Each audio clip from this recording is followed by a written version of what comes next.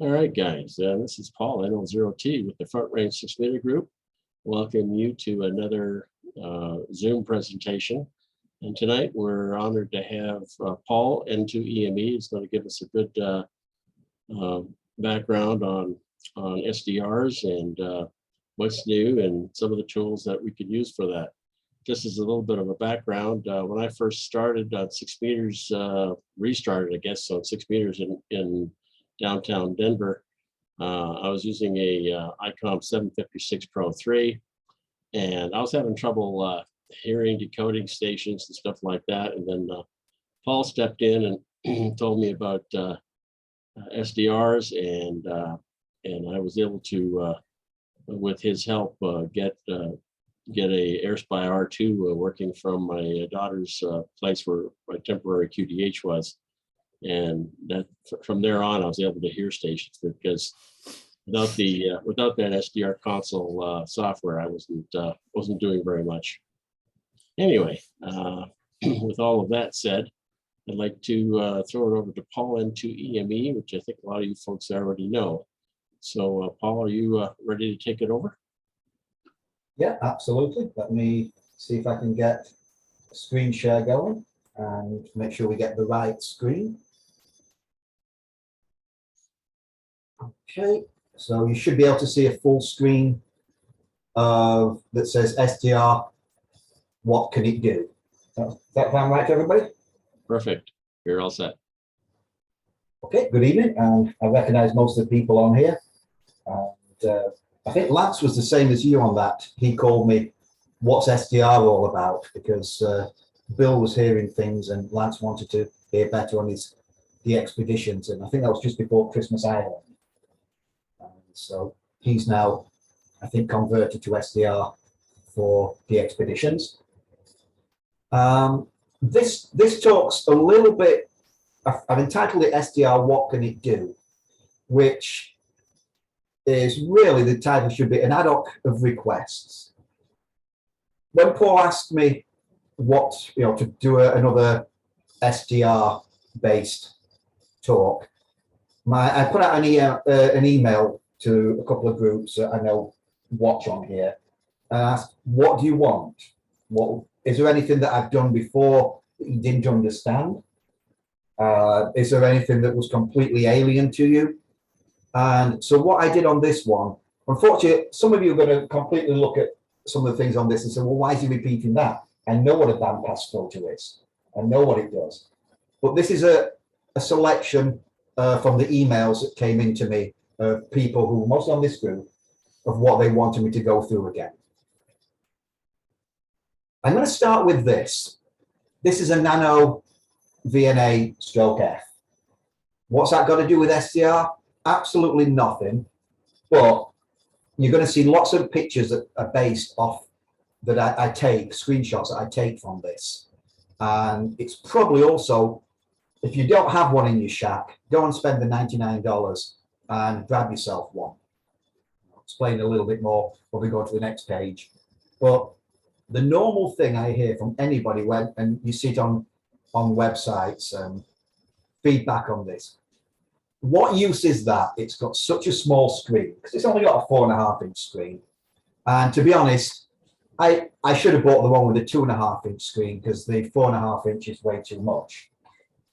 So as itself, on that little touch screen, it's absolutely useless, because we're all radio hams in our 70s and 80s, and our eyesight's absolutely terrible. So we're never going to be able to see what's on there. But if you run a program called Nano Saver, I run 55-inch monitors in the shack. So that 4-inch screen now becomes a 55-inch screen. And as you can see here, this is actually a sweep of one of the SDR switches. It's a sweep of the 0 to 70 megahertz SDR switch, but I actually put it up to 2 meters. So if you look at marker number 3, it shows you that even though I don't sell it with 2 meters in mind, the VSWR is 1.1, and the insertion loss, which is important, is 0.137. So that you can put these markers where you want them. So on 20 meters, it's telling me it's going to the SWR of 1.026 and an insertion loss of 0.011 dB. But that was just what I used for a sweep. And this software is free and is wonderful to use in the shack when you test out antennas, things like that. Because what does it show you? The SWR, Smith charts, insertion losses, isolation, impedance, TDR. And as you can see, I made these a little bit bigger so you can see some of them. So this one's insertion loss.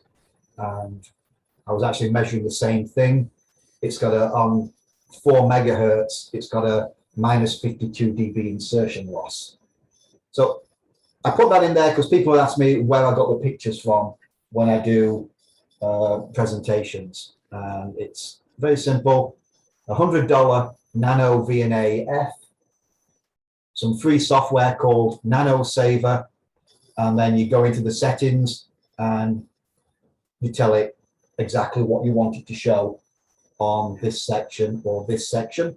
And I love this because this will adjust. So if your SWR is 20:1, this whole grid will adjust and you can set it for any width you want. So anyway, back to what we're here for. SDR radios. I say, this is, some of this we've gone over before, but these were questions that people weren't sure about, weren't happy with, so they've asked. 3 different kinds of SDR radio. Receive only, TXRX SDR radios, or standalone SDR radios. And so what we have the AirSpy HF Plus Discovery, which, as one gentleman was telling me not long ago, they did a contest with it. This, as far as I'm concerned, is the best HF radio I have ever used. And they were just telling me the other day they were doing an SSB contest with it. And it was absolutely fantastic. They haven't ever had a radio that received as well on SSB as this little radio here. The AirSpy R2, you'll hear people mentioning this. This is very much 6 meters, etc.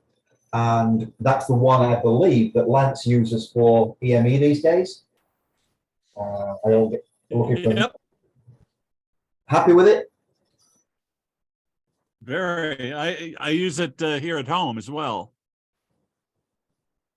And I seem to remember that when you went to Christmas Island, you put the success of that down to going over to SDR and SDR console. That was your most successful yet, yes?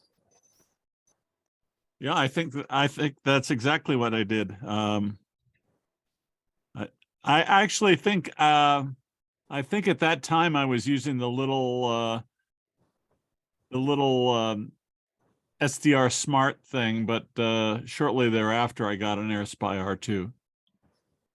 So if you could do EME with a single antenna, yes, Lance is Lance, and he does things on EME that I can come nowhere near doing with 4x5. But if you can do EME on this $30 little RTL, then there must be something into SDRs. Not all SDRs are created even, and you have to, like a HF rig, you have to choose what you need per band. For instance, this one here, the FunCube Pro Plus, which we'll mention later on, is great for 2 meters and 70 centimeters. It was designed for satellites. You've got the top of the range Flex at $7,000. And you've got a little N2EME, which they go for about $700 used. And if you see one of those, grab it. It's a great radio for the price. This is a Hermes Lite, which is that the Anon was based.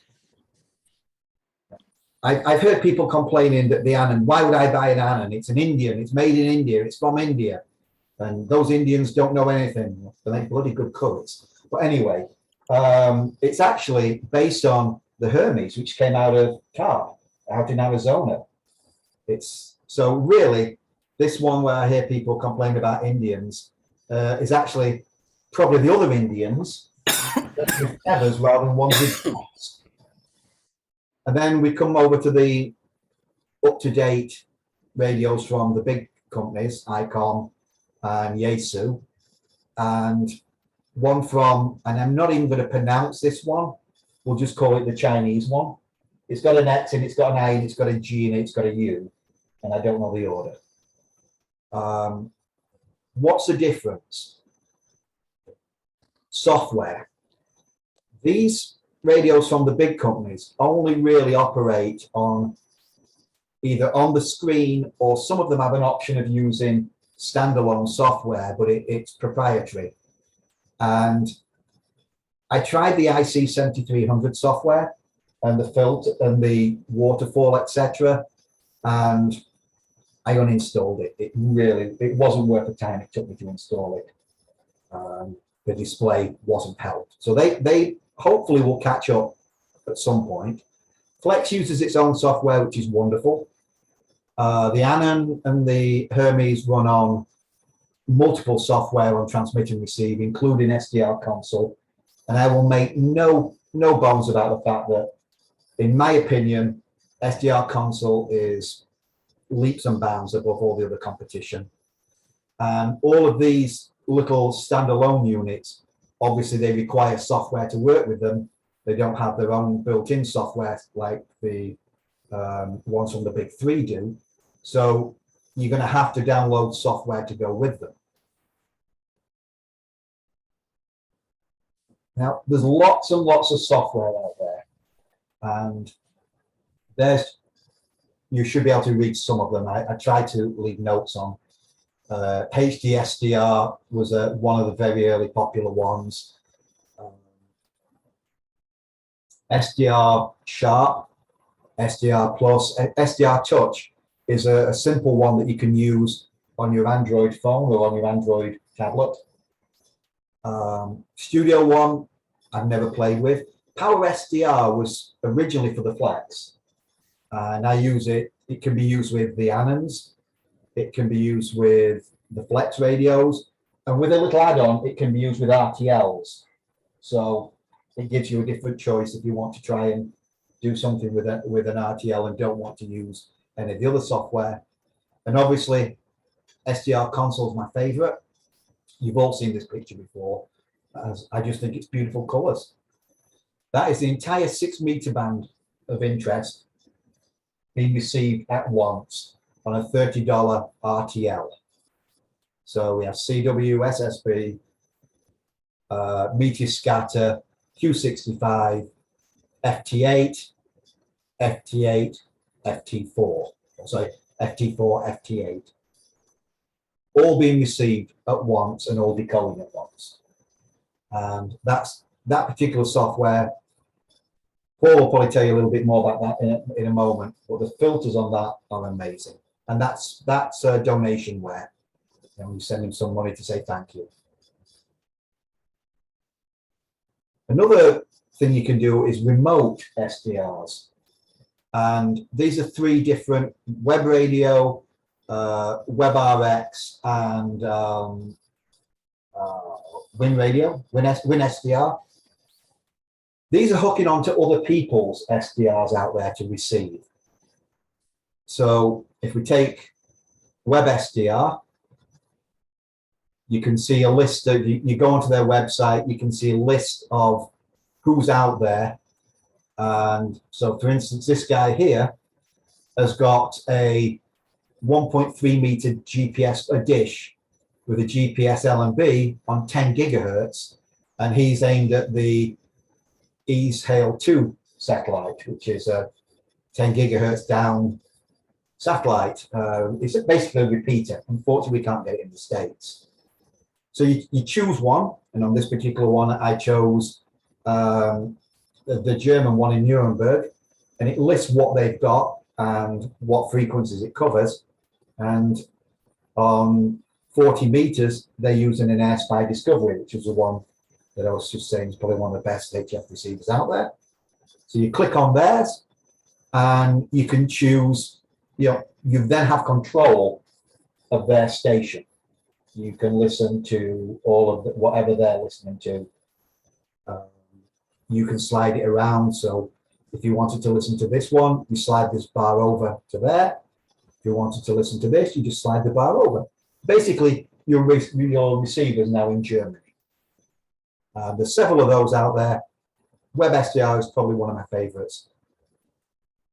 Now, Paul, N0, N0T, because I put it the wrong way around, as we all do, is going to take over for the moment. I'm going to mute my mic, and he's going to explain a little bit about operating remote as well, or a remote access. I'll stop the screen share, Paul, yes? Sure, just stop the screen share for a minute. Okay, guys, yeah, so thanks, Paul, and it's really good. You've done pretty good explanation there. I was just gonna, I don't know if any of you guys have noticed, I've got a receiver that I put up in Platteville, which is about 40 miles northeast of Denver, and I got it in a fellow's barn. I've got a SDR. I've got a AirSpy R2 along with a ARR gas fit preamp, and that's fed with I think it's about 200 feet of coax of various quality, all the way to the top of a 50-foot tower with a 5-element M2 antenna on it, and it's pointing east right now. But in the mornings, you may, if you look on DX maps or any of those things, you might see N0T/P, and that's that's for portable or for Platteville or whatever you like. But that's the receiver up there, and that kind of helps folks understand whether there's any, when the band's open, at least into that part of Colorado, and it's kind of a little receiver beacon, if you want to call it that. I've had a lot of guys calling it, but there's no way to transmit from up there. But that's the one receiver I've got, and I'm going to share a screen here with you. This is this is a picture of the SDR that I'm running right now. This is in real time. What I've done is using the SDR console, I can add any number of receivers. So if I want to add another receiver on here, I just hit the plus sign, and then I can just figure out what frequency I would like say like 265. I can change the frequency here. Oops, 266. Well, close enough anyway. But that's what this one is on, and by just changing the various virtual audio cables, I can forward it over to any number of decoders like WSJT or in the case of FT8 the JTDX. If I switch monitors here, this is I just turned this on not too long ago here, and you can see I'm already hearing WB9, LWO, and EM49.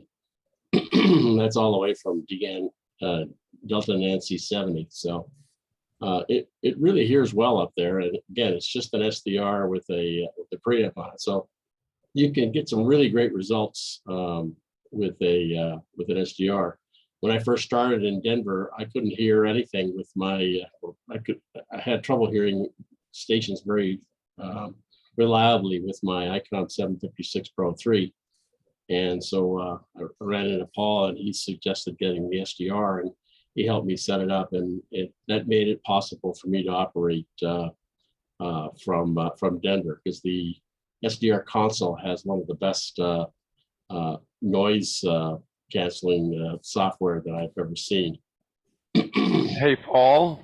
Yes, sir. What virtual audio cable app are you using? I'm using the, let's see here. I've got it on my, right here. And it says, come on. Maybe it's on the other screen now. It's back, VAC. It's by when you look it up, just look up for a name that you can't pronounce. Yeah, Muzinski. Yeah. There's several of them out there. this is the one that I would recommend. It's only a couple of dollars, not very much to, and you can, and it works excellently, excellent. There's some pirated version of it going around, that's like previous revs of this thing, and the audio quality is not so good on it. You'll find you'll have problems. So spend the bucks and send it to them. And I think you can put it on like 3 or 4 different devices on the same license. So it's pretty flexible. And he's also very good on questions. If you have any questions on it, he responds very, very quickly. I'm not sure where he's located, but he was I think he's in Chicago or something, but that's just my guess right now. But that's the software. Any other questions on that? Well, I think this, all I'll say is buy his cheapest version of the software that he has, which I think the last time I bought it was $25 or something like that. It was, 2 coffees at Starbucks. That's the price. Yeah, it's a one-time charge. Yes, but buy the cheapest version he has. You don't need anything that he offers for the professional stuff. Well, this is, I just bought the full version, whatever that is. And it was. So Paul, this is John. Am I getting through? You're getting Good through. night, KXQ. Can you spell that name? I'm trying to take a note and I don't know how to, I can't read it to know what you're talking about. Yeah, let me see if I can find, here's the about. Okay, so there's the home page, and it's https // vac copy MUZYCHENKO.net. Will you do that again or make it bigger? Can you make it any bigger? Man, I'm not sure if I can. It's John, If you Google visual audio cable control, it's the first thing in Google search. okay. Yeah. If you go on the Google search and put VAC and look for the Vishenko. I guess that's how you pronounce it. Vishenko.net, but it's MUZYCHENKO. That's his name. First name is Eugene. So that should help. Thank you. You're welcome. Any other questions? This is interactive, by the way. Don't be shy or anything like that. But anyway, nice thing about virtual audio cables, you can use it like they're not like COM ports. You can use them over and over again, so you can have 2 different programs running the same audio circuit. Here's the going over to this one. Yeah, so right now you see I'm listening to something at 260, and this is COM3. I'm also listening to something over here on the JTDX. So I can hear both of these at the same time on two different audio channels from the same SDR. So that's that's how that works. Any more questions on this? Paul, you might be covering this in the future, but what about the going from transmit to receive, the hardware involved, the relaying and stuff? So every output of your radio needs a transmit receive relay then to. Okay, well this is where Paul comes in. Sorry if I jumped the gun on the question. No, you're a good question, Chris. And Paul was, you definitely need a little box, and it's a very reasonable price box you can put in there, and you basically put your transceiver into it and put the antenna on one end, you put your SDR on the other one, and it works like magic. And I had like a very early version, but Paul has now updated it, and it's now even better than what I have right now. So Paul, do you want to take over? Well, just stay on this picture for a moment. I'm going to answer the question I think Chris asked. Paul's got all of these SDRs up, all of these receivers. slices, as Flex call them, but all these individual receivers, and they're all going to different versions of WSJT. So when I set this up before, and Jamie asked if we could go over this, there is a video out there that we did when we set up one of the archive videos from Front Range, shows how to set all the multiple receivers up. But Chris, in answer to your question, you need multiple versions of the decoding software running, which run through multiple VACs. But on the transmit side, you set all of them to be the same radio. So your transmitter for 260 is identical to your transmitter to 280, 275, 313. The transmit side is all the same. And all that happens is when you're going to transmit on, say, JT65, Paul, can you go back to your other screen for me? You want to go back this way? Let's see. Just a second. Yes. Okay. So if Paul suddenly decides he wants to go into transmit, and he goes onto the WSJT and hits transmit on there, his radio will start transmitting MSK. If all of a sudden he sees CN76 come up on FT8, he'll just halt the WSJT one, come over to an enable TX on the WSJT sorry, JTDX, then his radio will start transmitting FT8. He's still receiving on the other ones, and obviously when he's transmitting, you're going to be maybe overloading them a little bit because you're right next to them. So as long as you set up all your transmits, whenever you hit halt or hit enable, your radio will change to that frequency and start working. So we do have a video on that already, and it's complicated. Paul, And don't you I'm need to switch SDR console to be the right transmitter, though? SDR console's only a receiver. Right, but For most of you, SDR console will only be a receiver. right. Are you assuming that you're using like OmniRig to control the transmitter? Yes. Yeah. So Exactly. if I have two copies of SJTX or JTDX or whatever, and they're on different frequencies, one's on 260, one's on 313 or something.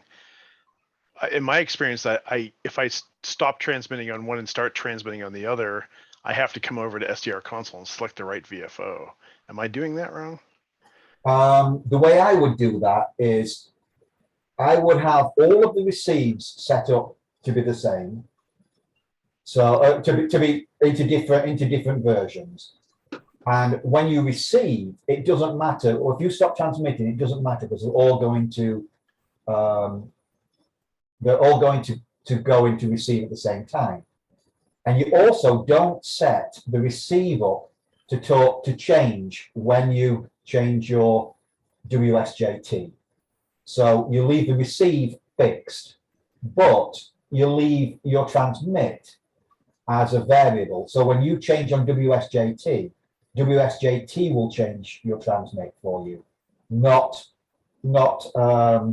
SDR console. The only thing you've got to watch is that you don't have OmniRig telling to change your receiver. Otherwise, you will end up with all the receivers on one frequency and don't pour yourself a Jack Daniels or something where you have to go and start again. So no, you don't have to come to SDR console. You do all those changes in WSJT when you go on to transmit in there. Okay, I've been doing that wrong for the last 2 years. I'll have to figure that out. I think I mentioned that in the video because it's very common, and if you mess it up, everything ends up on one frequency. And but I have the receive on the SDR console is fine. It's just when I transmit, I just have to select the active receiver I want to. Never mind. I'll talk offline. No worries. Yeah, I think I do it the same way you do, Steve. I just go over and I just select whichever receiver I'm going to like. See here, it's Yeah.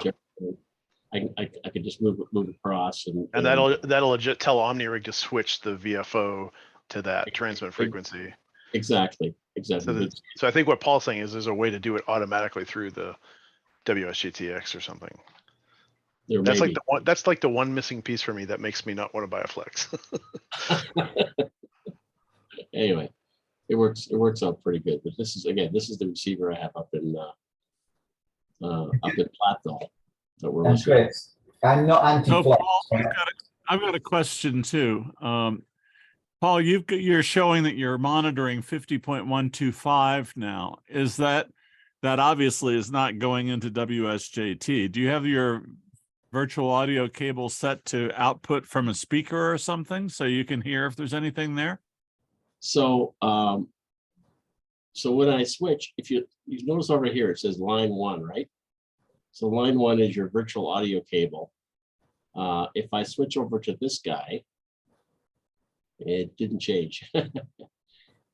Well, maybe I think I had it set up wrong. But anyway, what I can do is I can set this guy up as say like line 5, and if I go over to this guy here, I can set him up as a different receiver cable. So each one of these has their own individual audio cable. So for to answer your question, with this particular setup, this is remote now. Okay, this is like 40 miles away. But if I was doing it at home, I would have this feeding into my my audio mixer that I have, and just coming into my speakers in the shack, so that when somebody comes on, and it'll automatically start making noise for me, or I can unmute it or mute it, whichever. Does that make sense? Yeah, I had some trouble with that. And Steve, maybe we could talk offline when you get this problem figured out. But I'm interested in trying to monitor 50.125 as I go across the country too in June, as well as 50.313, which will go directly into FT8. But I'd like to be able to listen to 125, and then maybe when I click on the right window here on SDR console, but I'm not quite sure if that will change my radio then to upper sideband. Well, yeah, I mean, right now, I just got the wrong sideband on here right now. This is just a configuration thing. But you can see all these other ones. Okay, can you see they're up at the top here? These ones show like speakers on, right? Because they got the green in front of them. So if you have an audio channel going into, say, a speaker or a headphone or something, you will be hearing that channel all the time, except when you're transmitting on FT8. When you're transmitting on 313, everything just mutes. But when you go back to receive, you'll be able to hear it. So if you're driving along, you just set it up so that this virtual channel here will be piped to your headset or your earpiece or whatever you're using, and that'll tell you when you'll be able to hear somebody on 125 or anywhere around it. That's if you're not looking at your computer while you're driving, which is probably not a good idea. Yeah, luckily the XYL likes to drive. Oh, you're all set. Yeah, so if you have your monitor up like this, you'll see the sideband on the in the little window there, and it'll tell you right away that there's somebody there, so you can switch over and listen. And as long as you don't, this one's complicated because Paul's remote, but can you do your drop down again, Paul, where it says line 6 at the moment, under 125? Just do your drop down. Yep. Okay, see it says speakers, high definition audio. If you're in the shack or in your car while your wife's driving, you could click on that and the sound from that receiver will come over your speakers. So you can have that turned on all the time. And as soon as anybody comes up, they'll come over your speaker. You'll be hearing white noise in the background until a voice comes up. As long as you've got that open and to your speaker, then you can hear it. The only reason that Paul doesn't do that until he gets back to his house, because his station at the moment is remote. Yeah, I mean, I've got some audio software that brings the audio from there to here. I don't have it right. I don't have it right on right now because it's going to complicate things for me here. But you can see how you can switch around. Paul, my question is, if I were to click on that 50.125, is there a way to set up OmniRig or something so that it will automatically change my transmitter frequency then to upper sideband on 125 rather than Yes. from The the show- WSJT? That's kind of like the Sure. default behavior, as far as I can tell, that each time you select a VFO, OmniRig will set the transmit VFO to whatever mode and frequency you're on. So you can do exactly what you're talking about. You can have all the other ones set to the virtual audio cables going to each one of your instances of JTDX or whatever, and then have 125 go to your speaker. So as soon as you select that, your VFO transmit VFO will automatically go there to the right mode. I'll try that, but when I tried it before, it wound up going to data mode or something, and it was a mess. But I must have done something wrong. Yeah, you can see there's a signal right there on 313. Yeah, Lance, if you look at the video that shows multiple setups, you'll see that when you come to the OmniRig section, there's questions in the OmniRig, and that's where if you answer the question wrong, then you get the wrong result. Okay, thank you. Yeah, I've been playing with that, Lance, and on the R2 receiver on 50.125, if you go to the bottom on the left-hand side, there's a sideband squelch that works pretty good. So you don't always have to have it making noise while you're monitoring the other digital signals. And can I just point out whilst we're in here, there's another video that the 6 meter front range group did by N2EME Hassan, and it will tell you all about setting up the R2, the S/R2 with SDR console. SDR console is not simple. Turn on, turn volume up. You have choices, and you're going to spend a good few hours playing with learning your choices and going, wow. But if you watch Hassan's video, you can see Paul pointing to all the settings in the bottom left-hand corner. If you watch Hassan's video, if you've got an R2, it will save you a good few hours of playing. It will get you in the right area to start with. Yeah, Hassan's done a lot of work on this thing to try to make it optimized. And he came up with set the mixer at 15 and the VGA at 17 and the LNA, depending on whether you've got a preamp in front of it, you can set it at 8 or you can set it up at 15. I've got it back down here because it's it depends on what if you're trying to listen to MSK 144, you want it on the sensitive mode. Down at the bottom here, they have another. Let's see what else I got on here. Oh yeah, here's the. Somebody bring this up. Where is it here? Not this one. Trying to remember which one it is. There we go. Yeah, so this is a noise reduction, and he tells you go on NR1, which is noise reduction 1, and you set it down here. You can set it down to 8, which is the optimal. So this noise blanker, along with, let me show you the other one. I'm back on the home part here. This is a noise blanker here where you can enable or disable it.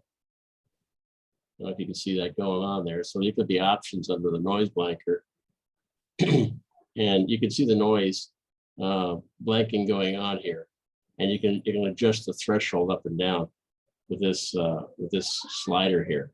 So this is a really good noise blanker. This enabled me to operate 6 meters in downtown Denver with all kinds of racket noise around me. And I was able to copy signals on MSK and FT8 through this thing. So I just can't say enough about it. It's a great piece of software. And this NR1 here, I've done some tests with other guys and, with this on and off. And I was able to out-hear them with this noise blanker on and the noise reduction down here. Any more questions on this?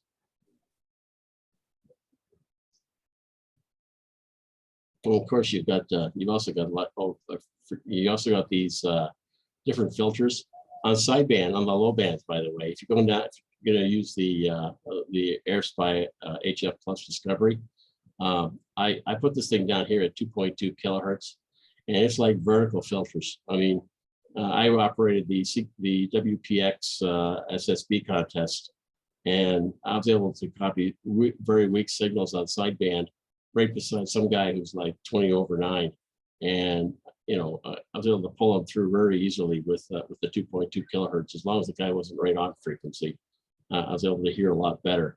For CW, it's just awesome. If you get on CW, the filters go all the way down to 50 hertz here. So I don't know if you can find a filter that's any better than 50 hertz, but it's pretty awesome that way. As I've said on here before, I hate CW. Just personal. Always have hated it. Not everybody's perfect. And when I go, the AirSpy HF Plus, now called HS Plus Discovery, I went on during one of these contests, and I set the speaker of the CW filter to 50 hertz, and a station that I couldn't hear came jumping out of the speaker. And I hate CW, and I was sat there going, wow, am I impressed or what? Anyway,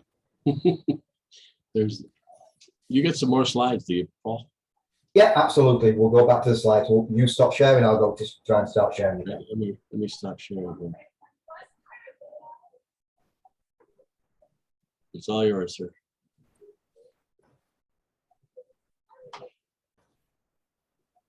Okay, we should be back up. Yeah, we're back up now. Okay. So that's what we just went through. Paul was showing you how to use it. We have another video on there. And again, if you've got the AirSpy R2, which if you're into 6 meters, you probably have, look at Hassan's videos as well. Okay, again, we go back to what else can you use an SDR for? This is a 2-meter beacon, the 2-meter beacon band. And here's an interesting thing you can do with, you're obviously watching the band. I've made things a little bit larger here. It says AB5N/B and W5HN/B. That is what's actually here. And what this was KB7IJ did this for me. You mark the beacon that is on that frequency. And so you can see that this one here, W5HN/B, would normally be here. There's no signal. But if it starts to come in, it's already labeled what beacon it is you're looking for. So you're listening to a quiet band and you start seeing a signal here on 2 meters. You know on that frequency, that's what you should be hearing. And you can start turning your antenna in that direction because you know you've got some enhancement in that direction. Enhancement even. A lovely little tool to be able to label things. And obviously on 6 meters, beacons don't exist anymore because everybody's on 350.313 with the thousands of beacons. But this is wonderful on 2 meters where you can label them and know exactly what's coming up. Weather satellites. You can use your little RTL or your SDR to receive weather satellites. These are the 137 meg ones. So this is what the signal looks like. On you probably listen to it skim through on your radio and you can hear it, but this is what it actually physically looks like as a signal coming down. And using a program such as WX-TOLNG, don't know how to pronounce that, but you end up with pictures like this. So these little bars translate via the software to this.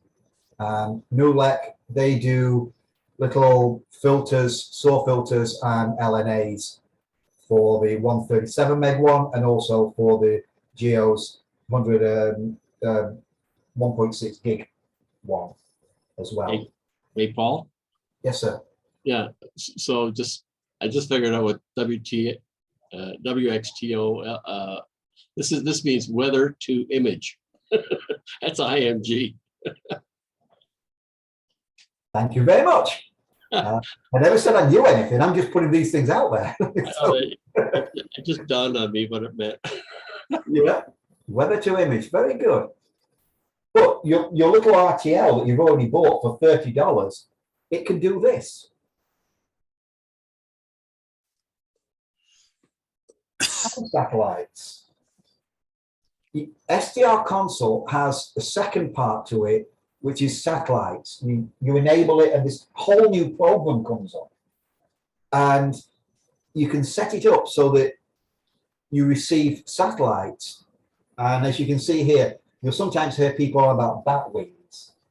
And these are the bat wings on the satellite. Again, this was by KB7IJ. He kind of put this together for me. But what you can do, you can watch the stations who are off frequency and find where they are and where they really, compared to where they really think they are. You also have Doppler. So the Doppler will track. If you're into satellites or you've ever fancied satellites, forget even trying to receive on a normal radio with one hand on the dial, trying to track somebody. You want SDR. You want SDR console, and the FunQ Pro Plus was designed for satellites. It has SAW filters in, SAW filters are sonic filters, sonic wave filters. They're very good. They have a bit of an insertion loss, but they're worth it. And it has them in for 2 meters and 70 centimeters already built in. So if this is probably one of the best 2 meter receivers out there. It's very, very old. It should not be anywhere near as good as what it is, but it is. And you can see on here that Simon, I think this is Simon who designed it. He has the different satellites there. You can actually set it up so that it will change your frequency and change your antennas and point them where the next satellite's coming in. So as soon as AO 85 comes in sight for you, it will move your antennas to the right place. It will start receiving for you. When AR 85 finishes, it'll say, well, I'm off for a coffee. There's nothing happening for 2 more hours until FO 29 comes up. And then it will start all your program running for FO 29. So if you ever want to try satellites, even if you just go with your basic RTL for $30, load this software in, and it's the way to go on satellites, period. Any questions? Yeah. No? Good, because I don't know much about satellites. Now, for those of you who weren't here at the beginning of the talk, Lance has got a talk coming up very shortly. So over to you, Lance, to give some details of where and when.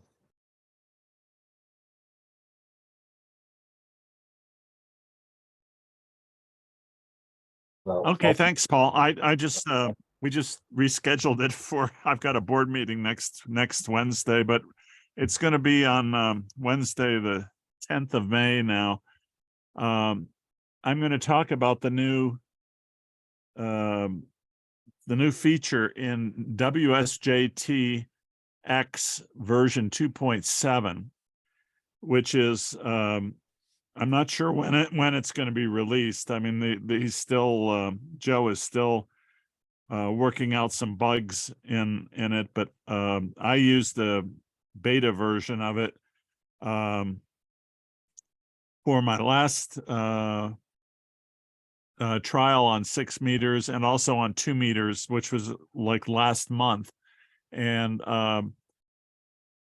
it's really working great. And I know CY0S used it on 2 meter EME, and it worked great. And I'll go into more detail about it on my Zoom presentation, but it's really made for DXpeditions. And, you know, I've been complaining to Joe for a couple of years that it's just, I don't, you know, to get the most sensitivity out of Q65 dash 60A, which is what I've been using for the last 3 years on my 6-meter EME expeditions, you have to be able to know who you're talking with. So you have to be able to put their call in the DX call box and then put their grid in the DX grid box. And then you got like an extra 3 dB of sensitivity, but because you know who it is. But if you don't know who it is, you're sunk. And, you know, when I've got 10 or 20 people calling me, I'm double clicking on each one, and there's just not enough time to guess who in the world these people might be and input them and then try to click on all the traces to see if it's them. So what Joe did was basically if the station has been decoded in the last 24 hours, it puts them on a list. So it's kind of like, I won't say it's exactly like, but it's similar to the call3.txt lookup in JT65. And so it's got them on a list there. And so if they call you even very, very weakly and you're listening to somebody else,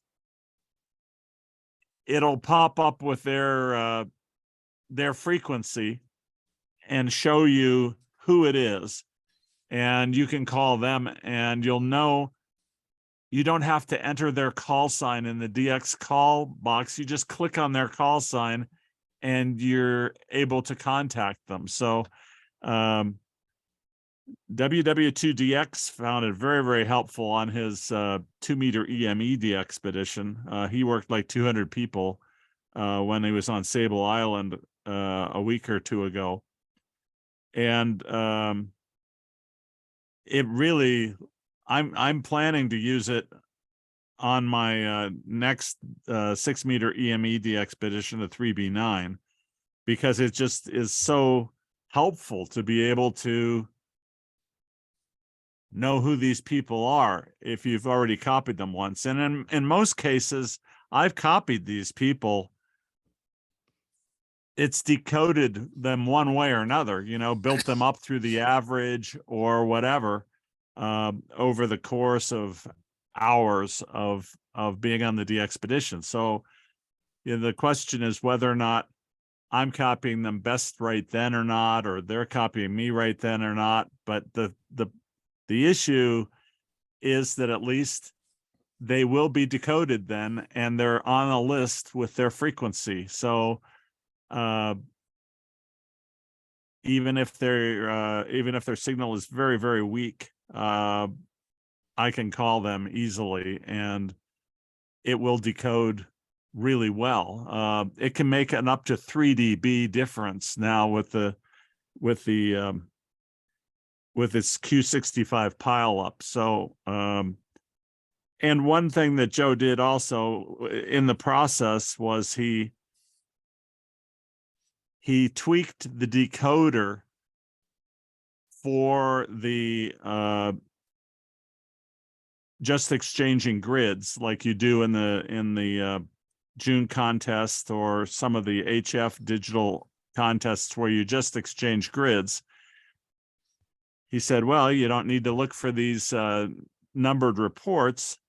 So in that case, this Q65 pileup only runs in the North American VHF contest mode or the other digital contest modes. And when I proposed it to Joe, I said, you know, I have to run in the contest mode now on the DXpeditions, just simply because, you know, when I'm on the opposite side of the earth, I have a very short window, and everybody wants to call me all at once when the moon rises in across the United States, and they have ground gain because they're they're horizon only.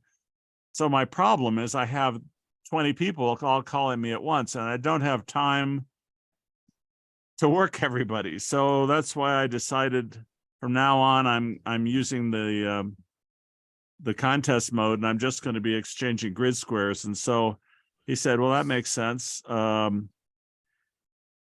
So he could optimize the decoder for that mode, and that gains some sensitivity as well. So it's really quite a powerful thing. And Paul was mentioning about how it's mainly for EME. I mean, it was really developed for EME DXpeditions. However, on FT8 a few months ago, I saw that ZL1RS was on, and I was copying him for a little while and on FT8, and then he faded away and I couldn't even see anything. And so I asked him on the chat page to go to Q65-60A, and he decoded immediately at -20, which means he could have been 10 dB weaker, and I still would have copied him. So it is, if you have a really marginal situation and somebody is willing to spend a minute on sequencing with you rather than 15 seconds, holy smokes, it is powerful. So anyway, that's Paul, back to you. I just that's basically what it's for, is for DXpeditions, and you don't have to have the pile up and Q65 pile up. You can use an earlier version of WSJTX as long as you call and receive in the North American VHF contest mode, then it'll work fine. It's backward compatible that way. Thank you, Lance. And so we know that's now the 10th of May. Yeah, he'll be on the 10th of May. Yeah, on the 10th. Yeah. A couple of other things you can do with your SDR receivers, because this is what we're discussing this about. ADBS, basically, this is a virtual radar. It receives signals of the aeroplanes as they go over, and plots them out from their reference over onto Google Maps. I'll flip through this one and the next one quickly. But if that's something that interests you, you live down in FN20 and you've got every plane in the country going over the top of your head. Really, really interesting to look at. In fact, one of the guys from PackRats, whose call sign eludes me at the moment, actually wrote a very good version of this software. But that's something of interest. Something else is SDR trunk. This, no good where I live, but this is picking up on this particular case the taxis, and it's marking out where these particular taxi firms are in Syracuse. But also there's versions of this that will follow radios that use trunking. So they jump around from frequency to frequency. We can all think of different guys down the street whose radios do that. There's software out there that you can use with your SDR that will follow them and do the jumping depending on where they're going. How to integrate your SDR. This is what we thought Chris was meaning earlier on, and this is how you can use your normal radio to transmit and your SDR to receive. And I think this one here is actually in the mail to KC7V. I think that number where I think sent him. But anyway, there's various ways around it. There's several options on the market now. There used to just be one or two. There's now several options.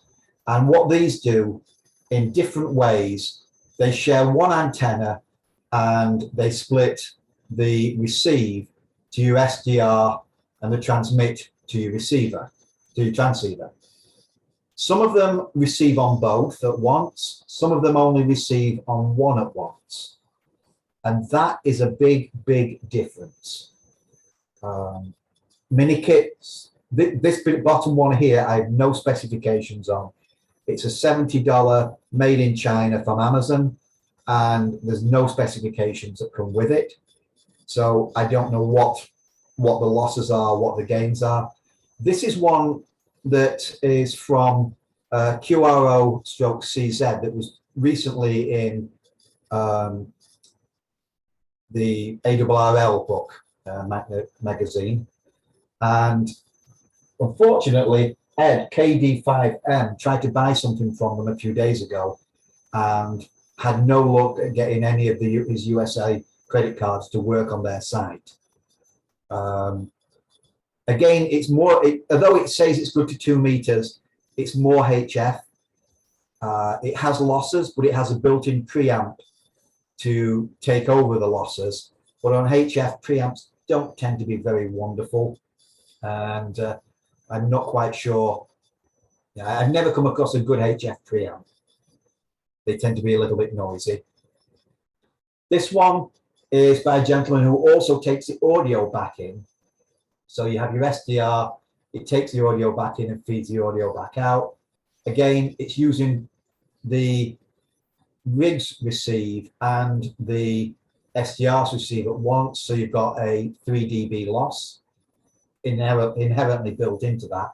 We're going to go over losses in a moment when we do the MFJ one on the next page. This is one that I do. SDRswitch.com is only half up.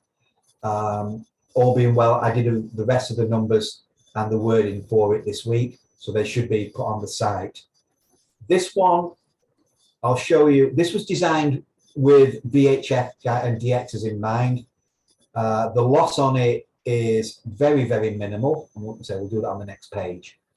But it only receives on your SDR and transmits on your radio. Why is that? Because straight away you've got rid of your 3 dB loss.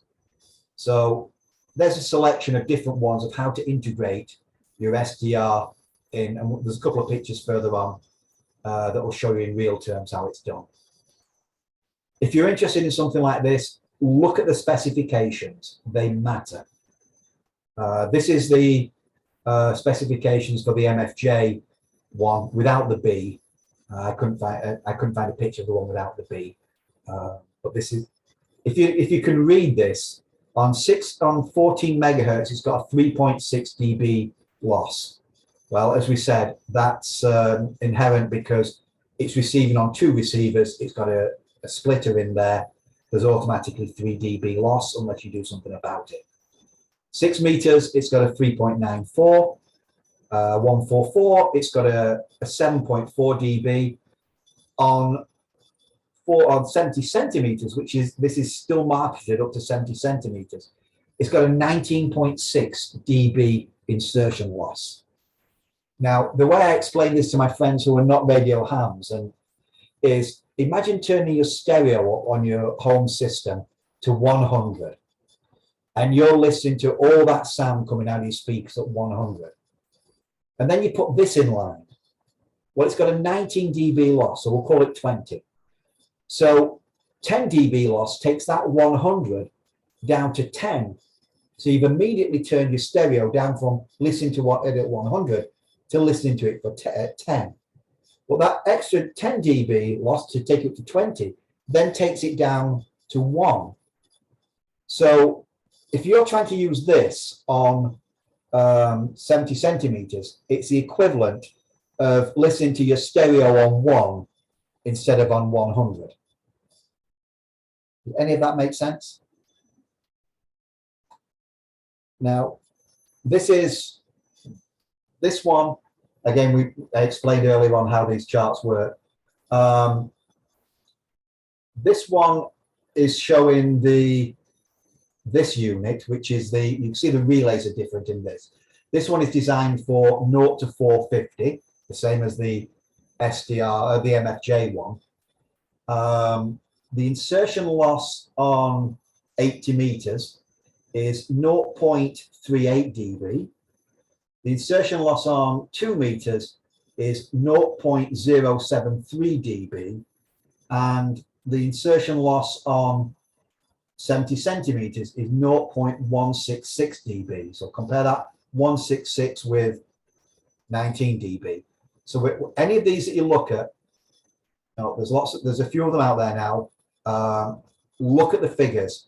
Insertion loss matters. And, if you won't hear a station if you start turning your stereo down from 100 down to 1. Couple of different ways to set things up.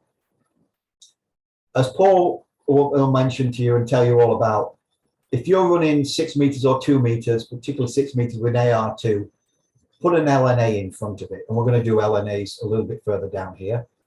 But this is the basic SDR switch. You can see your antenna comes in here. The TX goes to your rig, and the RX goes to your LNA and into your SDR, or just into your SDR. But this was set up for 6 meters, so I put an LNA in line. This one is very similar. This is called an RX in, RX out box, which allows you to receive, if you want, on your normal rig, as well as your SDR. And we put an external splitter in, a mini circuits one. I think that one is, it's upside down, so I can't read it, but a mini circuit splitter in. And I've also got an LNA just in front of it. So any losses are taken care of. We don't really mind the 3 dB because we've got a band specific LNA, not just a broadband HF LNA. Alternatively, what you can do with this is just take the LNA straight back into there and not have any of this SDR, and this then becomes 160 watt LNA. And the reason we came out with this particular box was because AIR no longer make their 160 watt LNA. In fact, those relays you see in this picture, I bought ARR's old stock, and that's what those relays are. And so you could put any LNA or bandpass filter or anything in line and put it in front of your normal rig and be able to run 160 watts through without blowing the ARR, your LNA. This one is a picture I put up a few days ago. We got lots of questions about it. This is a splitter, but it's a lossless splitter. So it has a preamp circuit built into it and runs out into 4 different receivers. This actually is one that was designed by a friend who's unfortunately SK now for the commercial market. And we'll have a copy of that out probably in September. It just has to be redone because obviously WA3LBI is no longer around, unfortunately. But so what you could do on this particular one is you can run your SDR, and you could have one SDR on top band, one on 80, one on 20, one on 6, and watch all the bands and work all the bands at once on HF. Bandpass filters. We got a lot of questions about bandpass filters and do you need them? What do they do? I'm a big fan of bandpass filters, and this is obviously one of the better ones out there. You'll see them come up quite often for sale, or you can buy them direct from the website. Down East, DXing, do a really nice selection of bandpass filters now. And remember we mentioned SAW filters earlier on? That's what this is. This is a SAW filter. I would put this after the LNA, only because on 2 meters you've got, I don't know, maybe 2 or 3 dB loss from a SAW filter. So if you put the LNA into the SAW filter, into the bandpass filter, and then out, then it's going to, the gain will not, the losses won't be as bad because your LNA's got far more gain than you'll possibly need. SV1 AFN does these two. This is a 6 meter filter. This is a HF filter. So if you're doing 20 meters, you buy one of these little 20 meter ones for $19 and it will give you a 20 meter filter. And you can obviously just swap them out depending on what band you want to be on. But he does one of the nicest of the smaller receive-only 6-meter filters. LNAs, there's a big selection of them out there. I personally would say go with a GASFET LNA, because what an LNA does, it does not only does it give you gain, it sets your noise figure. It's the first thing that your signal goes into, so that sets a noise figure for your receiver. If you go with a GASFET LNA, they tend to have far better noise figures. These two, one's by ARR, one's by DXing, both very good. This is one by Minikits in Australia. They do quite a few different ones, and I don't remember the figures for this one or what device it uses, so look them up. This one is a SAW filter and LNA from NewEME. Remember we saw the ones for the satellites earlier. They give no real information on this other than saying, you know, it's got a 40 dB gain. Well, I don't know. These are pretty good at 25 dB gain. What they're using to get a 40 dB gain, I don't know. I've never used one. But when you go around, as we said earlier on the switches, do your research for what works for you. The same when it comes to LNAs. Do the research to what is the best LNA for what you need. But my recommendation would always be to go with a GASFET. Splitters. I had questions about splitters. Again, this is the one from QRO.cz that Ed mentioned he tried to buy, and they wouldn't take American credit cards on their website. This is one of the very few lossless splitters out there that it has an amplifier built into it, which would actually probably be this device here, Q1. And what that does, it takes a signal coming in and gives you the same signal coming out. You don't have the loss. This is the one that I'll be doing at the end towards September. Again, you come in and instead of having a 7 dB loss because you're splitting into 4, you have a 0 dB loss because you've put an amplifier circuit before it. ARR do some very nice ones. You can see the 4 ways and the frequencies they cover, you know, $179. But these have losses. You can see, you know, 7 dB. It's a 4-way splitter, so 7 dB loss is pretty much standard. And then there are various different ones available out there, but again, these have loss. So if you go 2 ways, you've got roughly 3 dBs. If you go 4 ways, you've got 7. It's 4 ways, you've got 7 dB.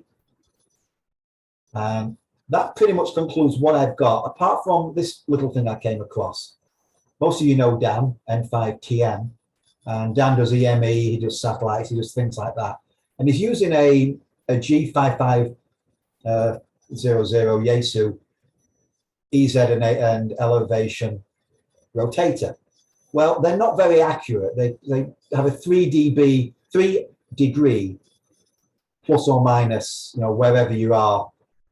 He's come up with a way of putting an encoder on the outside, and he has these gears, and these will fit, I think, other Yaesu rotators because he's put it on the outside. The gears mount on the normal mounting bolts that a Yaesu rotator uses. One of the advantages of this is not only does his accuracy go up to 0.3 degrees, which if you're doing EME or satellites, you know, that's nice. Because he's using an encoder, it can also run to these digital programs. So you don't have to buy the expensive boxes that convert the signal from your Yaesu rotator to a digital, so that you can use it with things like SDR console or PTSR and control it from your computer screen. This little $30, I think there were $30 when I looked up on eBay earlier on this evening, does that for you. With that, we've reached the end. So back to Paul.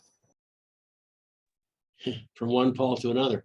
Thank you very much, Paul. Great presentation as usual, and lots of good points you made there. Anybody have any other questions at this point? anything you want to ask Paul? I do. This is John, W9KXQ. Paul, on your slide with the LNAs, is that just a misprint or did you mean it to say LAN? I No, that's got just, confused. no, that's because I am an idiot. And Was I emailing you when you were doing this one? well, this is definitely me. And this is the guy who earlier had to have it pointed out that he put Paul's call sign in wrong. And the fact that I knew that he's no T, I put his call sign in wrong. So yes, that should say LNA, not LAN. Okay. John gets Well, a you gold said, star.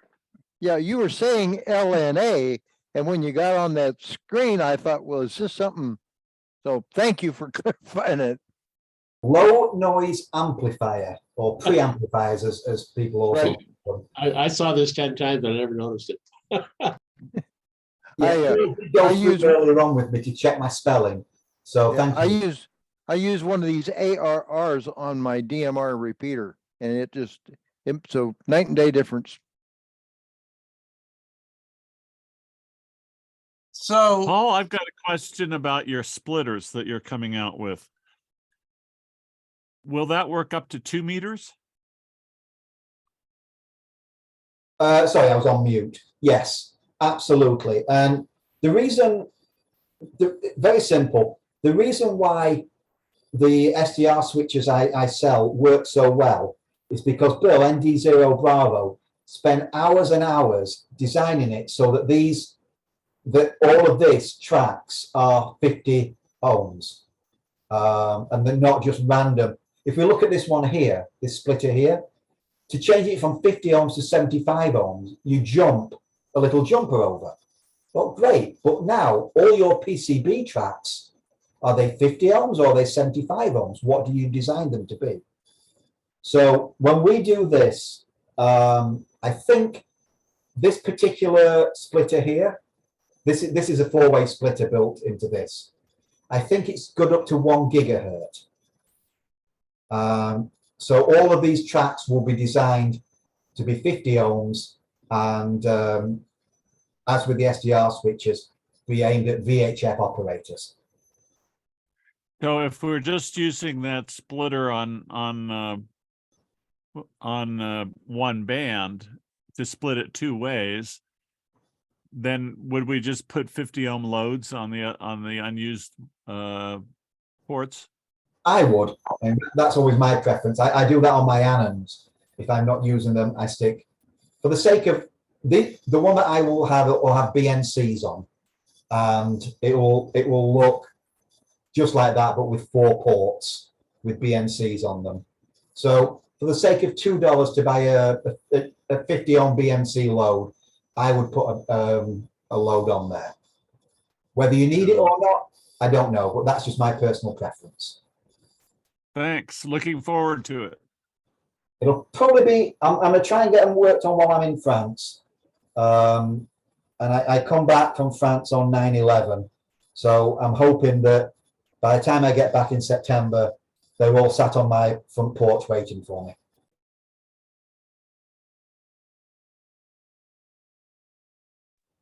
Anybody else? Yeah. So what's the magic that makes these SDRs better than normal receivers? I mean, what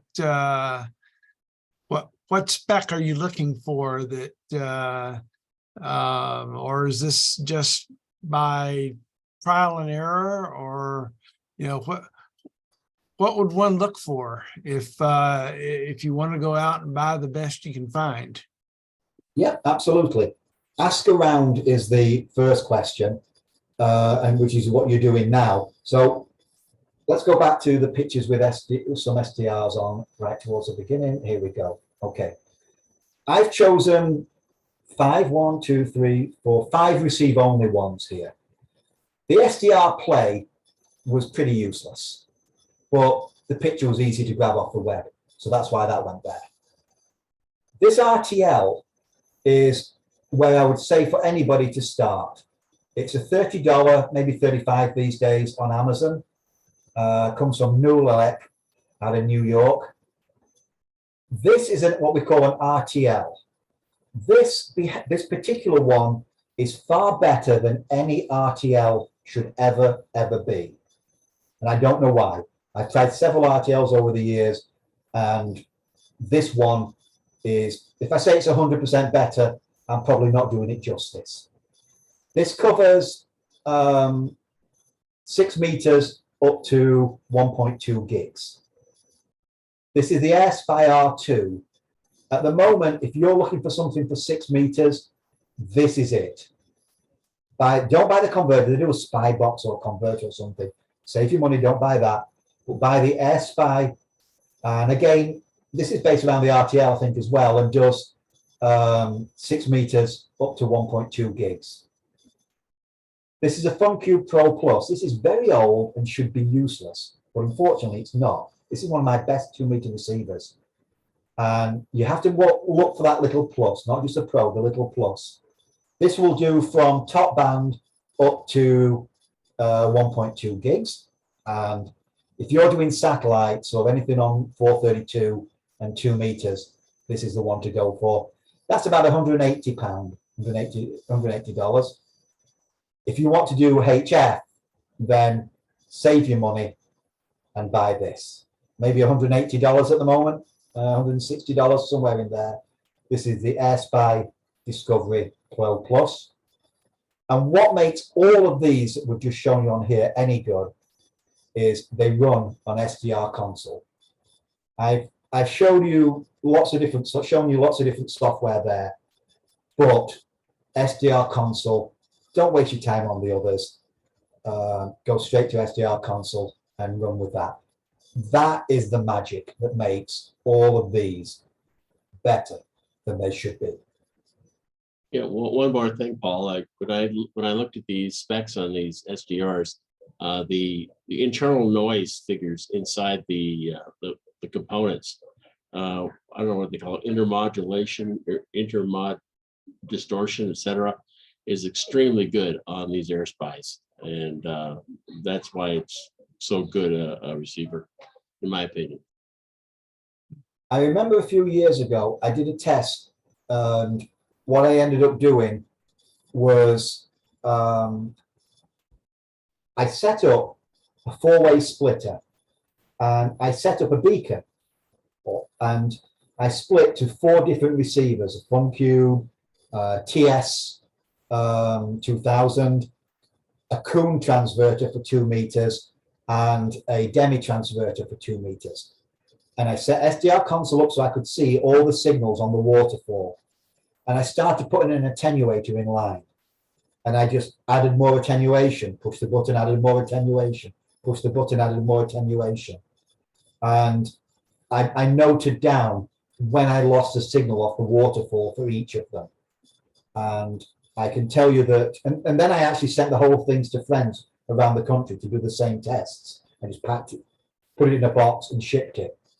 And we all came up with the same thing.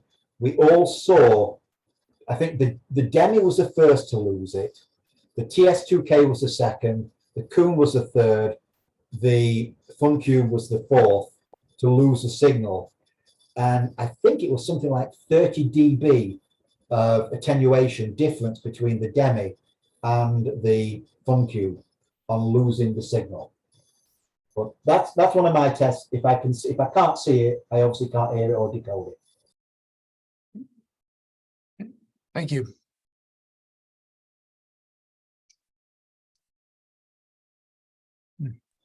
Anybody else? You know, if I could add one of the other things to look at here, which was brought to my attention a few years ago, is the dynamic range on that little tiny RTL one. It worked great for me on EME, and I had a preamp right in front of it.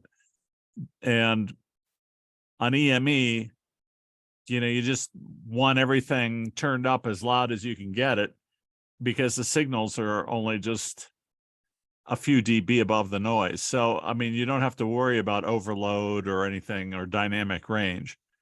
But the reason I went with an AirSpy R2 is because although I use it for EME also, but I also use it for F2 or TEP or whatever else might happen. So it has greater dynamic range than the little $25 one. So that might be a consideration too. Yeah, very good point. I'm okay in FN33, but I wouldn't want to be sat in FN20 on a contest weekend trying to decode 6 meters on the little Mueller RTL. What does RTL stand for? Is that the company name?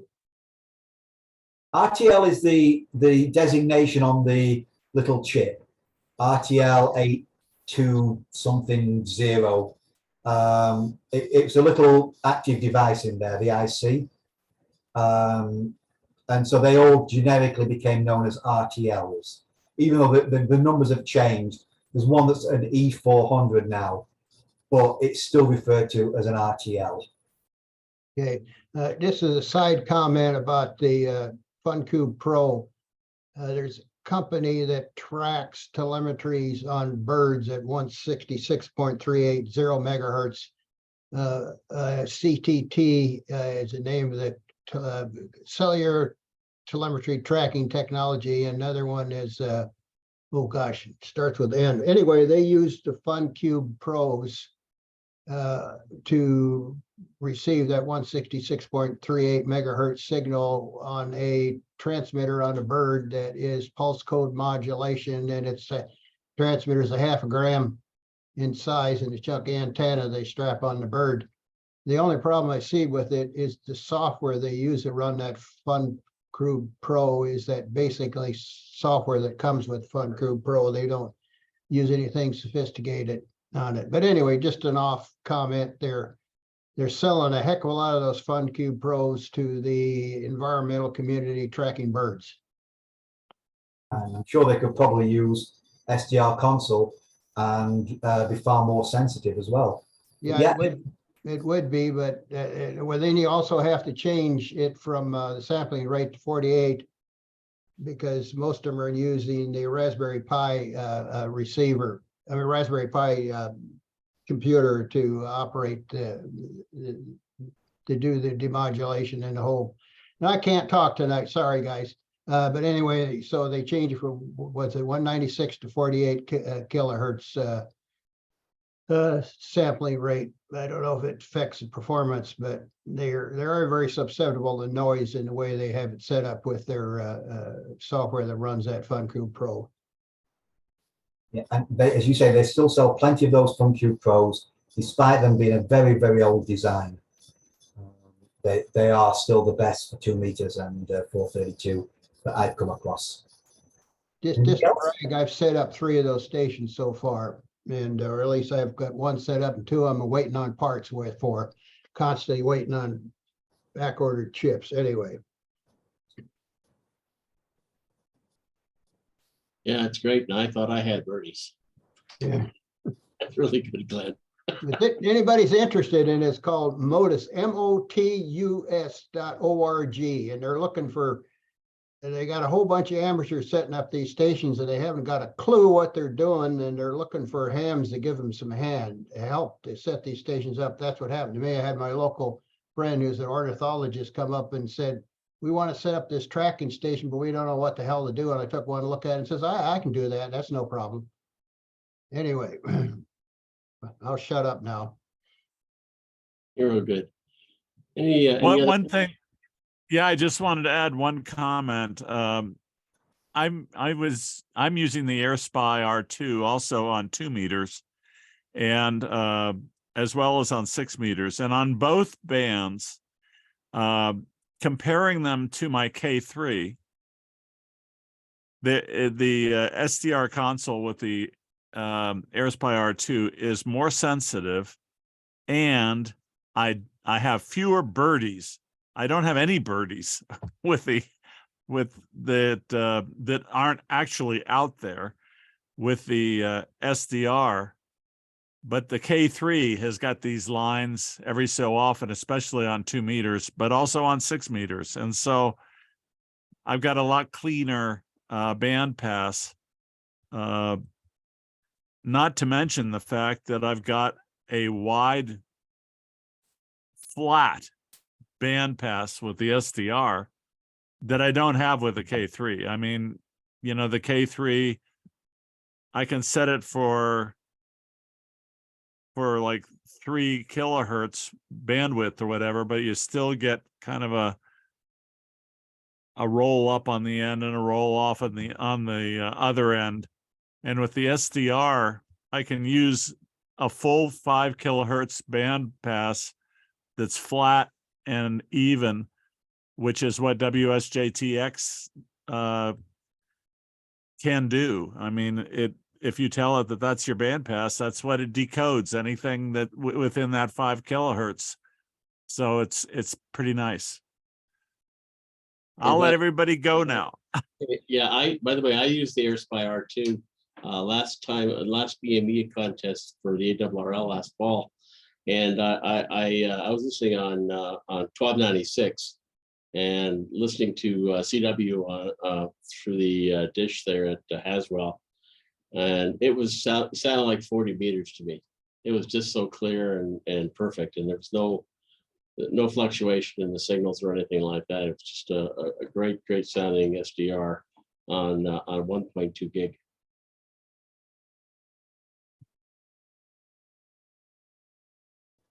All right. I think we're about, unless we have any more questions. Yeah, we're way over tonight, but I think it was worth it, and it's going to be recorded, and it is recorded, and it'll be on the YouTube channel probably tomorrow. Thanks, guys. Appreciate everything you've done. Any last comment or anything like that before I shut it down? One 6 meter skip gonna open up. It's been dead as heck for the last few days. I've been hearing LUs and CEs, but that's just from where I am. All right, guys. Pauls. What's that? Thank you to both Pauls. No Yeah, problem. thanks, Guy. Yeah, Lots of thanks. info there. Thanks Thank a you. lot. You're welcome, guys. Yeah. Take care.